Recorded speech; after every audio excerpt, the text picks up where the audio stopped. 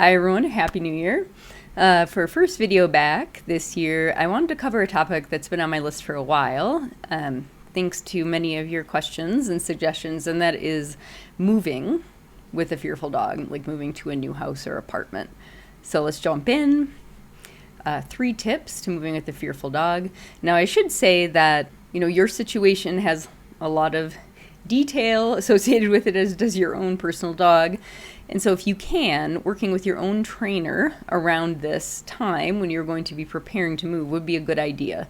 Today what I'll be doing is giving you 3 tips that generally I personally and my clients have found helpful when moving with a sensitive dog.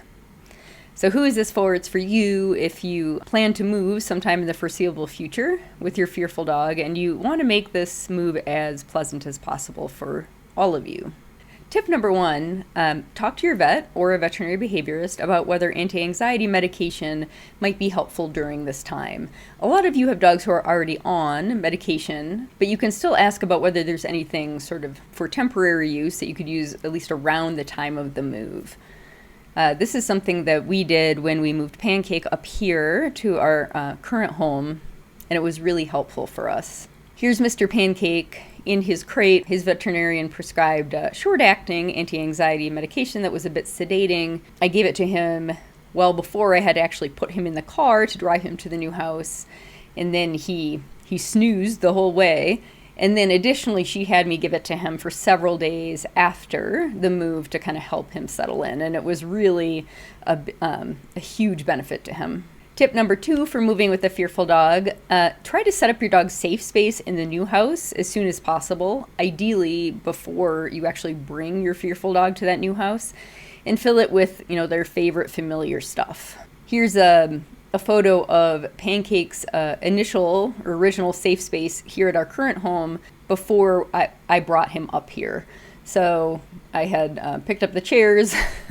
This is no longer in place. He doesn't need this anymore, but we cleared out the space under the dining room table and sort of enclosed it, made sure it was all ready to go so that when I arrived with him in the car, I brought him into the house, I knew, I had somewhere sort of safe and enclosed for him to put him. And this is a photo of the interior of that once it was in use. So in terms of familiar and favorite items, you can see his crate in the upper left. That was a crate he rode in the car up to the new house. Also his favorite bed, that round bed on the right. Some food toys, his favorite chews. So he settled in well to this space, which really helped with the transition. And finally, number 3, I know some folks might think this is a bit much, but do your best to reinforce little brave behaviors starting on day 1, right when your dog arrives at the new house. And I don't mean that you should pressure them to be brave or to do anything in particular, but I do see if there are things, even tiny little good behaviors or brave behaviors you can reinforce right away, like looking at you or moving around their new safe space or taking a step outside their safe space. There are a couple of reasons for this, but the biggest one is that you've moved your dog to a completely new environment, and sometimes that can be a huge boon to training. Any sort of environmental variables that were in your old house that might have been associated, like have negative associations with them for your dog, or, had sort of were attached to behaviors that you had been working on overcoming, those are missing.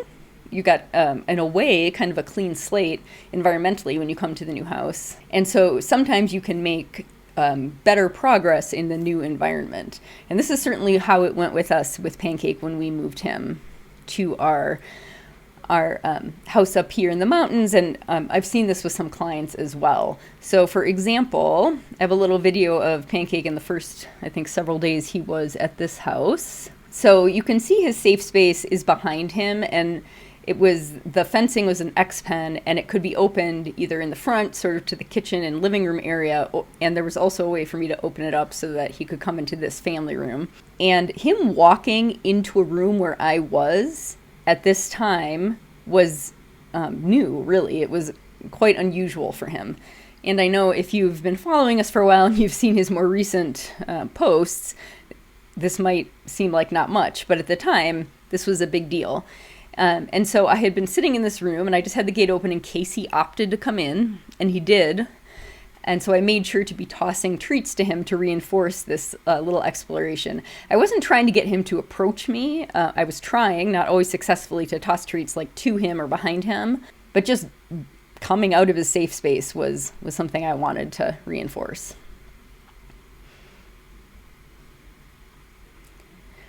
So this is a far cry from how brave he is now. But like I said, just moving around in a room where I was sitting and moving out of his safe space into this other room was a huge step for him. And it was partly, I believe, made possible by this change in environment from the old house to the new house. All right, so I hope this helps. Again, if you're going to move with your fearful dog, 3 tips that I have personally found helpful and that many of my clients have found helpful is talk to your vet about whether anti-anxiety medication might be helpful for the move, around the time of the move. Set up that safe space in the new home as soon as you can, and have things in there that your dog already knows and loves, like their favorite bed. And do your best to right away be taking advantage of any quote-unquote brave behaviors your fearful dog starts to show in this new home, because you might be able to take advantage of that new environment and see some new behaviors to reinforce. All right, I hope you found this helpful. If you are looking for more confidence building tips and or would like to just be alerted every time we have new free content or new courses, workshops, discounts, go to the link at the bottom of this slide, dogkindtraining.com/newsletter, and that will get you on our list and you'll be part of our newsletter community. All right, thanks everybody. Happy New Year, and I will see you next week.